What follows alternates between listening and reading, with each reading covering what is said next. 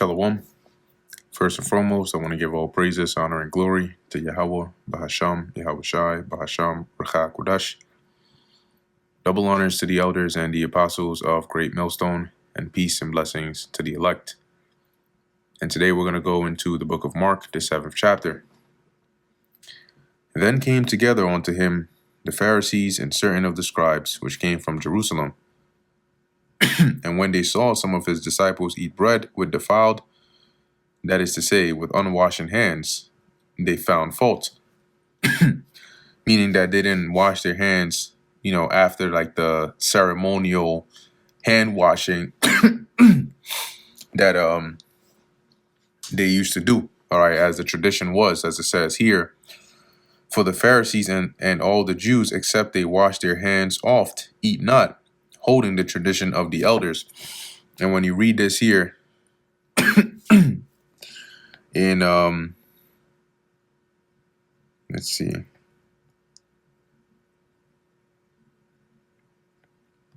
wonder why they didn't have that reference here. But in the book of Luke and in Matthew, they mention how it's like a ceremony. It's a way of washing your hands that the disciples didn't do it that way, and so they had a problem with it. Verse 4, and when they come from the market, except they wash, they eat not. And many other things there be, which they have received to hold, as the washing of cups and pots, brazen vessels, and of tables. This was a part of their, once again, the tradition of the elders. And this is things that they they would uphold, being the Pharisees here. Then the Pharisees and scribes asked him, why walk not thy disciples according to the tradition of the elders, but eat bread with unwashen hands?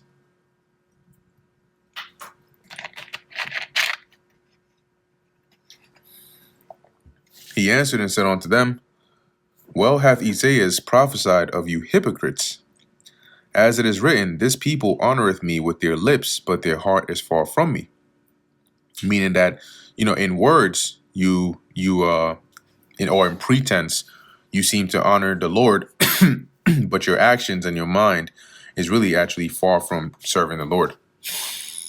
Howbeit in vain do they worship me, teaching for doctrines and commandments of men. See, going back to their traditions.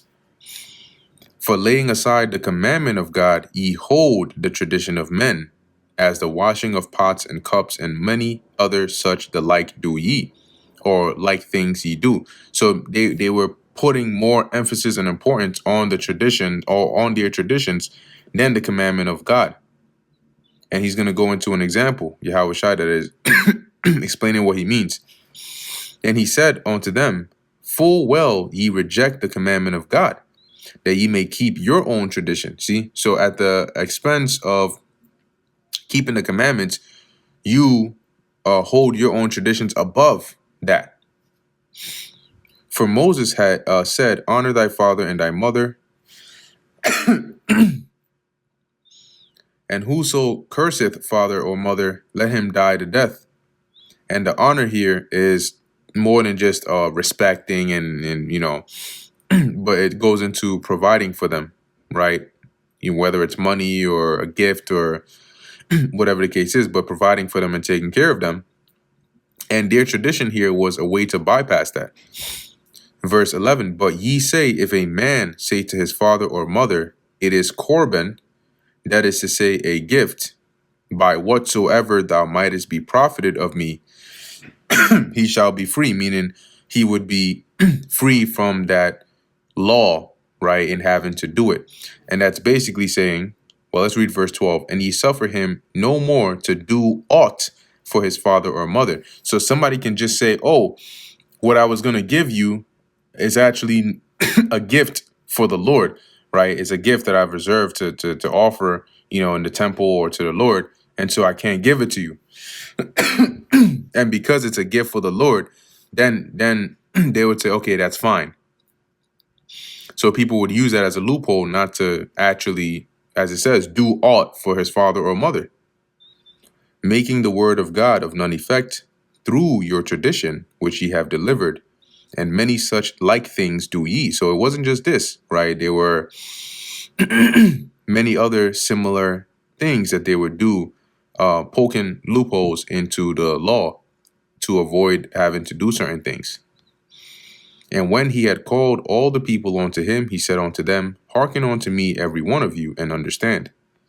There is nothing from without a man that entering into him can defile him. But the things which come out of him, those are they which defile the man.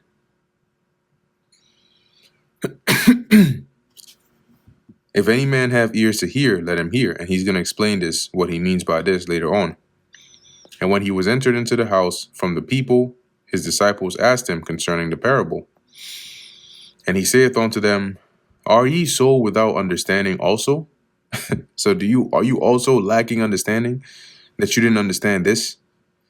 Do ye not perceive that whatsoever thing from without entering into the man, so anything that's going from outside into a man, like something you're eating, it cannot defile him, because it entereth not into his heart. It doesn't, when you eat food, the food doesn't go into your mind, right? But into the belly, and goeth out into the draught, which is the waste, purging all meats, right? Your body consumes the food, it digests it, it takes out the nutrients and the beneficial parts, and then the rest comes out as waste. And he said that that which cometh out of the man, that defileth the man. For from within, out of the heart of men, proceed evil thoughts, adulteries, fornications, murders, thefts, covetousness, wickedness, deceit, lasciviousness, an evil eye, blasphemy, pride, foolishness. All these evil things come from within and defile the man. Those are the things that corrupt you. Those are the things that make you unclean, that make you sinful, that make you wicked. Not what is going into your mind. If you eat lamb, or if you eat beef, right, or chicken, it's not gonna make you defiled, right? But because it's not going into your mind, it's going into your body, and then coming out as waste. But the things that come out from you come from your mind, right, and proceed forth through your mouth and your actions. And those are the things that, if you're not careful, will defile you. And from thence he arose and went into the borders of Tyre and Sidon, and entered into an house, and would have no man know it, but he could not be hid. So he tried to keep it secret, but the second word got out that he was there, you already know the crowd started to form. For a certain woman whose young daughter had an unclean spirit heard of him, and came and fell at his feet. This woman was an Israelite. Okay, it says here she was a Greek, a Syrophoenician by nation, and what that means is she was an Israelite. Okay, but she was practicing those customs. And remember that when you go back to the time of Alexander, a part of his agenda in conquering the known world was Pan-Hellenism, right? Pan meaning all, and Hellen meaning Greek. And that's why after that time, the lingua franca, or the language of the world, became Greek. Okay, and so did the customs. So you had certain Israelites that were in different parts, including these areas, right? Tyre, Sidon, different areas where you had Israelites, and some knew they were Israelites, and some didn't, and some did, but they were practicing or living like the Greeks, or like the heathens around about them. So when you go into the time of the New Testament, especially during post Yahushai's time, right, and the ministry spreading, the time of the Acts, and the missionary journeys of the Apostle Paul, a lot of those Gentiles that are mentioned as gaining salvation are really Israelites. Okay, and a lot of people don't understand that. It goes over their head, and so they get they begin to misconstrue the scriptures. So as it says here, a Syrophoenician by nation, and let's go into that word. It says here, the name of a mixed nation, half Phoenicians, half Syrians, but it's really where she was dwelling. Okay, but she wasn't a native heathen. She was an Israelite. And when you read this, the same account is also mentioned in the book of Matthew and in the book of Luke. But mainly, as it says, I believe in the book of Matthew, when it mentions it, Yahushua told her that he was not, and here he was just testing her. Okay, he was testing her faith and her humility, and that's why he treated her as such. Now, he said in the book of Matthew, right, when she asked for that healing, he mentioned that he was not sent but unto the lost sheep of the house of Israel, i.e., he was only sent to Israel. But yet, he turns around and heals her daughter. Okay, so why heal her if she wasn't an Israelite and he was sent only to Israel? Then that would be going back on what he was, his mission. So as it says here, but Yahushua, continuing, the woman was a Greek, a Syrophoenician by nation. Let's actually also go into that word Greek. See what it says here. Hellenis, a Greek woman, a Gentile woman, not a Jewish, which is wrong. Okay, because she was an Israelite. And she besought him that he would cast forth the devil out of her daughter. But Yahushua said unto her, let the children first be filled, for it is not meet to take the children's bread and cast it onto the dogs. So he basically called her a dog when he said that. And once again, that was to humble her, but really to test her faith. So what would she do? How would she react, given this situation? And she answered and said unto him, yes, Lord, yet the dogs under the table eat of the children's crumbs. And he said unto her, for this saying, go thy way. The devil is gone out of thy daughter. So he, in saying that, she still showed forth that faith in him, right? That, yeah, regardless, of what my status may be, I still believe that you can do this, right? And that's why she's still here, adamantly seeking his help. And when she was come to her house, and I believe also in the book of John, the 4th chapter, the Lord mentions, and the woman he was speaking to there, the woman at the well, the Samaritan woman at the well, which actually was a heathen, when he was speaking to her, he told her, right, that the time is coming when neither here in this mount nor at Jerusalem will you basically come and serve the Lord, because the Lord, it's really for the Jews, right, or for the Israelites to serve the Lord. So he made a distinction over there.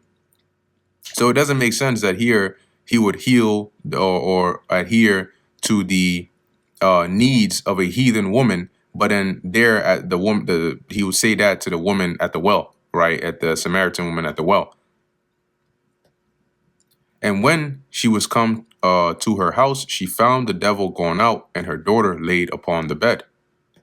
And again, departing from the coast of Tyre and Sidon, he came onto the Sea of Galilee, through the midst of the coast of Decapolis. And they bring unto him one that was deaf, and had an impediment in his speech. And they beseech him to put his hands on him.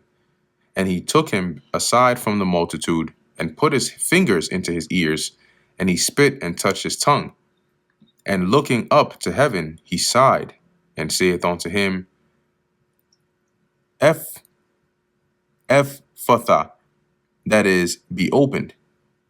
And straightway his ears were opened, and the string of his tongue was loosed, and he spake plain. So he was able to speak regularly again. And he charged them that they should tell no man. But the more he charged them, the more he could constrain them not to say anything, so much the more a great deal they published, meaning they made it public. There's no way they were going to turn around and keep the secret. What happened? Your son that was deaf and could barely speak is now talking. Oh, yeah, he just woke up one day and he was good. No. And this is how and why, wherever he would go, before he would even be able to settle down, the crowds were already forming. Oh, yeah, how was I? Oh, shoot. Yeah. And were beyond measure astonished, saying, he hath done all things well. He maketh both the deaf to hear and the dumb to speak. And that brings us to the end of the book of Mark, the 7th chapter. Lord willing, that was edifying to the elect. In closing, I want to give all praises, honor, and glory to Yahweh, Bahasham, Yahushai, Bahasham, Rechak Wadash. And until next time, Shalom.